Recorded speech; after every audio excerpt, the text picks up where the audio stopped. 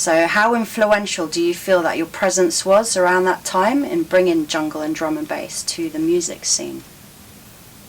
Very, very influential. I think we're really the main players of doing that, because we came over from a reggae scene into the acid house scene at the end of '89, coming into '90, and bringing that reggae influence over.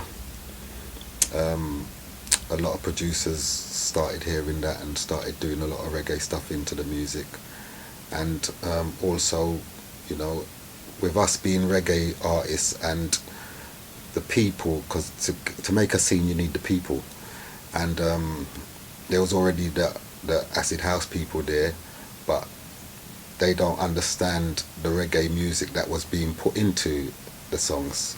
So you know, the reggae people must have been like, you know, if Ragga Twins are going to these dances, we can surely go to these dances. It must be good. They're over there, so, and people want to hear us, because we left the reggae scene. People still wanted to hear us MCing, and they knew they can come over there and hear us MCing. They knew they can come over there and hear reggae samples mixed into acid house music, things that they know, like rare groove music and all that, soul music, everything mixed into one, and they can get with it. A bit faster tempo, which keeps everything hype, and you know what I mean? So yeah, I think we're very influential in drawing the people over, and also getting producers to mix reggae music into their music.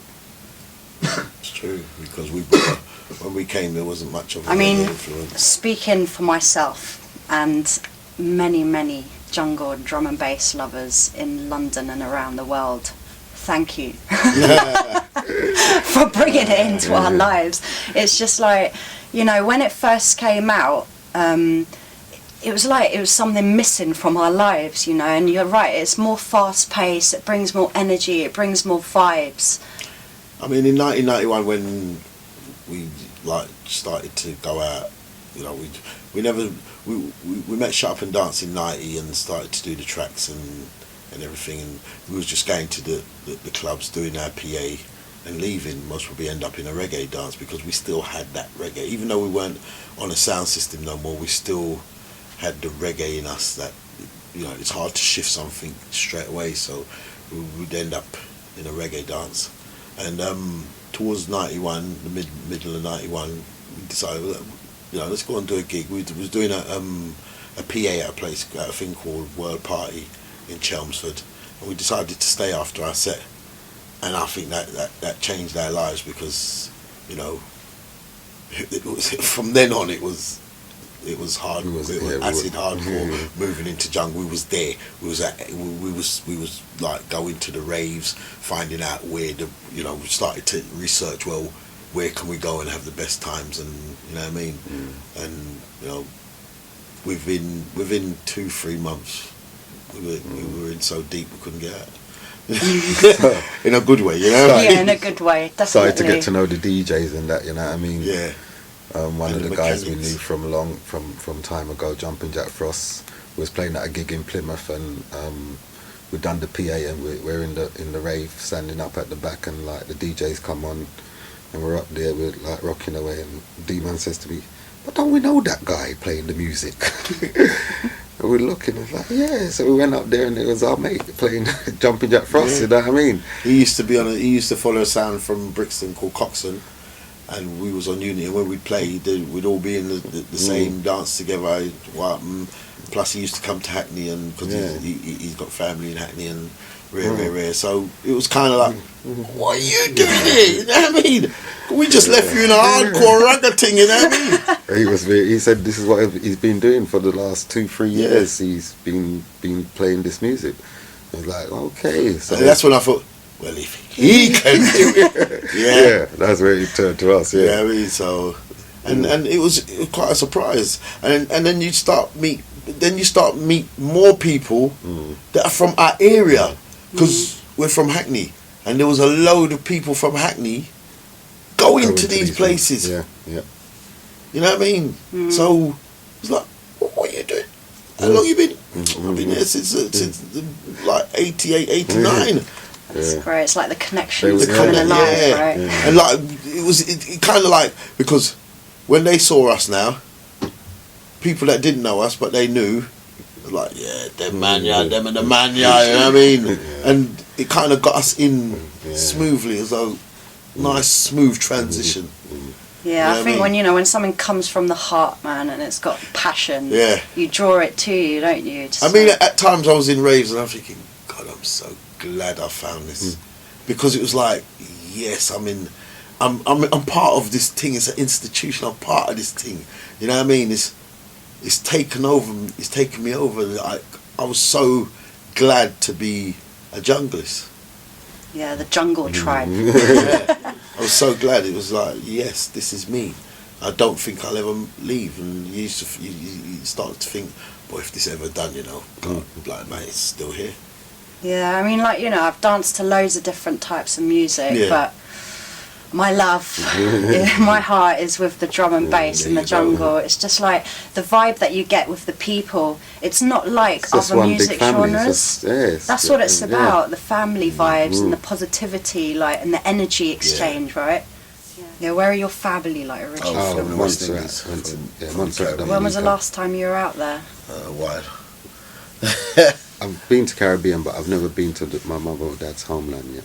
Oh, really? Yeah, so I'm planning to do that very soon. Yeah, I think that would be a good thing. right? Well, We ain't had a holiday Montserrat. Wait, and I was obviously like about 10 years. Yeah, we're working so hard we don't even get a holiday. But Montserrat, they had the volcano problem in it, so it's kind of half the Took island's half gone. the island, so yeah. So it's the part where my mum was born that is gone. So, but I might still visit there, but Dominica definitely, where my dad was born. Nice. So, along your journey, do you ever feel that there were like any restrictions or challenges or obstacles that you have had to overcome? Yeah, there was loads, man. Obviously, in the reggae days, getting onto a big reggae sound system, that was an achievement, an obstacle we had to cross. You had to be good to be on a sound system them days. There's a load of MCs at the moment now. If they was back in the day, they wouldn't be MCing. You had to be like spot on perfect. Obviously, you had MCs from other sound systems that want to battle you, so that's another obstacle you had to hurdle. MCs trying to kill your career, so you had to be on point, and them type of things. Nothing majorly bad apart from I don't know, nothing. Yeah, nothing. There's just them type of things. It's not been smooth, but it's been. If we want it, we go out and get it. That sort of thing. Work hard and get it. Not just go out and get it. Like, yeah, we can get anything. Just work hard. But Riding the wave. yeah. I mean, we've been from early in our career on the sound, and then as Ragga Twins, we've been accepted in both what we was doing in both genres of music. So I wouldn't say we had any obstacles to clear. You know what I mean? That's the only obstacles when you get in the studio and put the track down. That's the obstacle. Get over that, and you got a good track. You know what I mean? So yeah.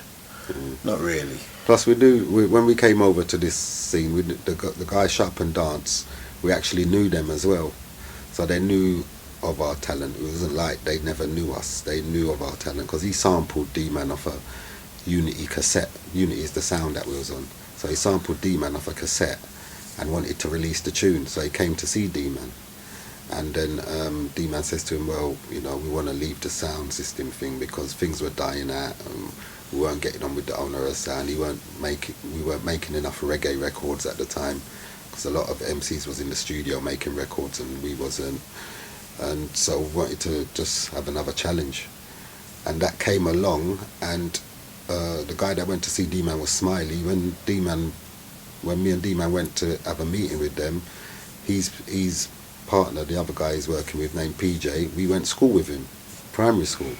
So, that was just... All the synchronicities. It just synced into place. Like, you know what I mean? I used to play against his sound system. I had a little sound when I was in school, a youth sound, we call it that time when you're young. and we used to play against his sound, so I knew him. So, you know, the synchronization was just there. So that transition was easy. So that wasn't really an obstacle. The only obstacle was getting onto these faster beats. And, you know, they kind of made it easy for us. They just told us what to do and how to do it. On the fast beats, we're just going to sample you. Just give us something that we can sample that is catchy. We gave them Ragga Twins their bout. They said, yeah, that's the one. We was like, that's the one, yeah? And they like, yeah, that's it. He's like, yeah, that's what they're going to go mad to. Ragga Twins their bout. We was like, okay.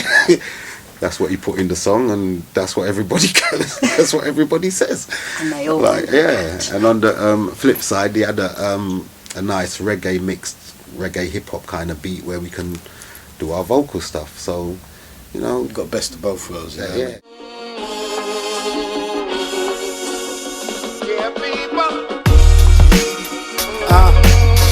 Everybody's dancing.